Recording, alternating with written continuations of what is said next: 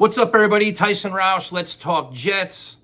I mean, this Monday has been annoying because the Jets have lost 3 in a row. They have more questions than answers. The quarterback position is a bona fide mess. And no matter what the team does, it just tends to not make any sense, right? So today the team announced that Tim Boyle will be starting, Trevor Siemian will be the backup, Zach Wilson will be third string, pretty much ending his career in New York because after last year and this year, there's no way in living hell you can go back to Zach. I mean, I'm saying that. I mean, I said that last year too, so what do I know, right? But the thing you wonder is, why did it take so long? The Jets were willing to let an inept offense completely derail your season, go from 4-3 to 4-6, when you knew they were teetering on the brick every time. But Saleh kept saying, you know what? Zach is my guy, gives you the best chance to win. And in the Giant game, it wasn't the case. The Charger game, it wasn't the case. The Raider game, it wasn't the case. And yesterday, it wasn't the case. But they still kept, and now you wait till now. Even yesterday, when they benched Zach Wilson yesterday, it was when the game was way out of hand. It was already lost in a must-win game.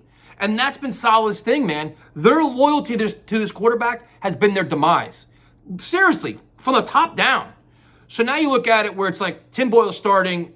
What do you expect? I have no idea. But I'm more concerned about the mindset of this organization as a whole. Because look at how they handled things last year and look how they're handling this year. And you wonder, do you have the right decision makers in place to have a winning franchise? And the answer to me is I think probably not. Last year, Zach Wilson got to the point where the team quit on him. He got to the point where the last game of the season, they were scared to play him. They said he needed a full reset.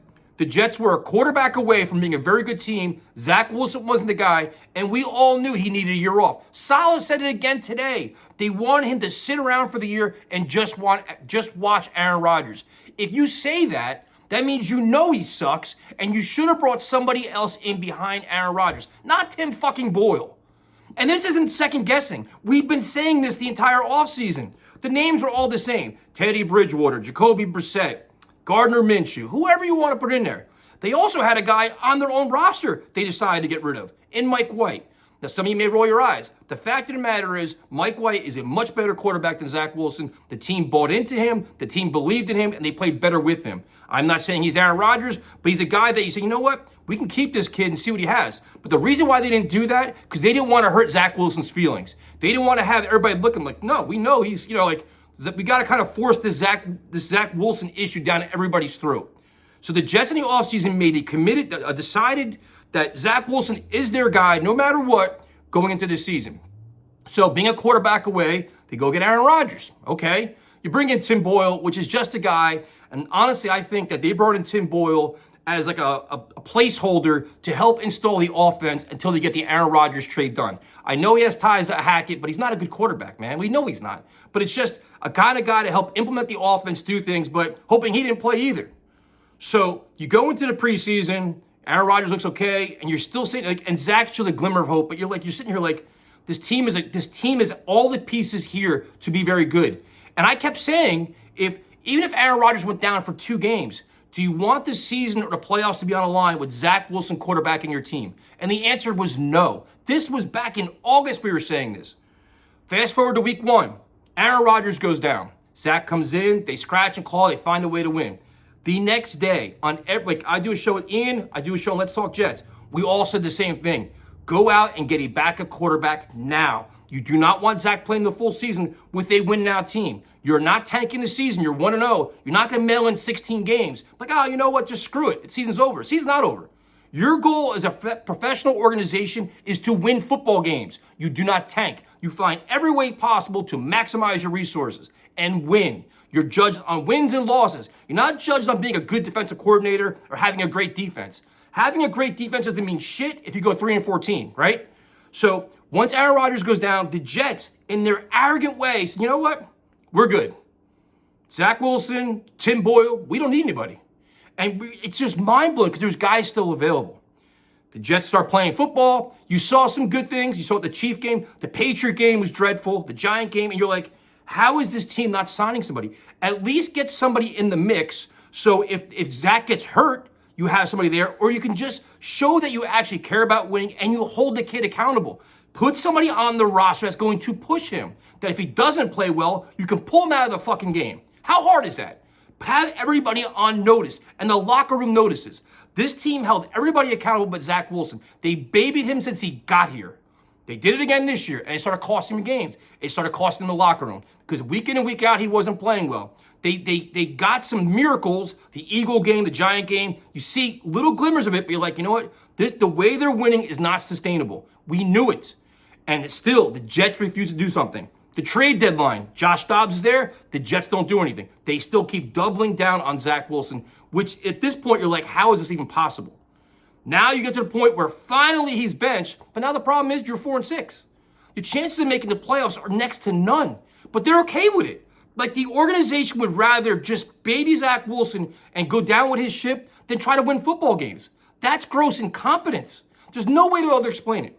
So now my question is, who is taking the blame for this?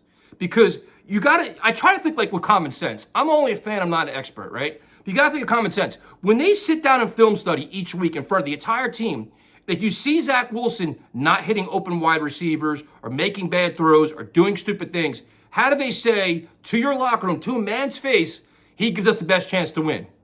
And furthermore, if the guy behind him can't do that, then why is he on the roster? So how do you look him in the face? So does Hackett say to Saleh, hey man, this kid's killing us, and Saleh says, shut up coach, keep playing him? Or do Hackett and Saleh go to Joe Douglas, we need somebody else, and Joe Douglas says, you gotta keep playing him? Or do all three of those guys go to Woody Johnson, but listen, we gotta bench this kid, and he says keep playing him? No matter what it is, this organization is incompetent because all of these people, Saleh, Hackett, Joe Douglas, Woody Johnson, should recognize the kid was the problem all along, and he shouldn't have been the backup to start with.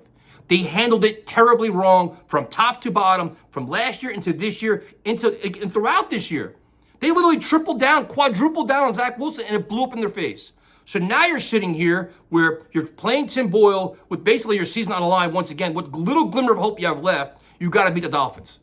And does anybody have any faith in that? And if they don't, your season's over. And then it's like, then what do you do? Because now you look at this team, you have legitimate concerns about this play caller. What is Nathaniel Hackett as a play caller? I think he's terrible. I think he's just there. This team is poorly coached. They're not running good routes. The offensive line scheme, whatever it is terrible. Guys are running in free. The play calling, I could be 10 beers in. I'm calling the plays. That shouldn't be the case. Everything is predictable. Everything is vanilla. Everything is conservative. So last year we blamed Mike LaFleur. This year we're going to blame Hackett. The common denominator is two things. It's Zach Wilson and Saleh, right? So now it's like, is Hackett a good play caller? We don't know. Maybe Tim Boyle comes out and plays better and you can see the flow of the offense. I highly doubt it. But at 4-7, as soon as they lose to the Dolphins, what are we hanging our hats on? Aaron Rodgers coming back? So basically next year is going to be an all-in year, 1 year of everything you have. And if you don't win it all, you're starting completely over. That's what we're going to be at. And having blind faith, you're going to bring back a head coach that you think is incompetent. You question the decision-making. An offensive coordinator you don't have much faith in. And then you wonder, like, what's the power structure? Is Joe Douglas forcing all this? Or is it Woody Johnson? Like, you don't even know. Like, you wonder about leadership. You wonder about direction.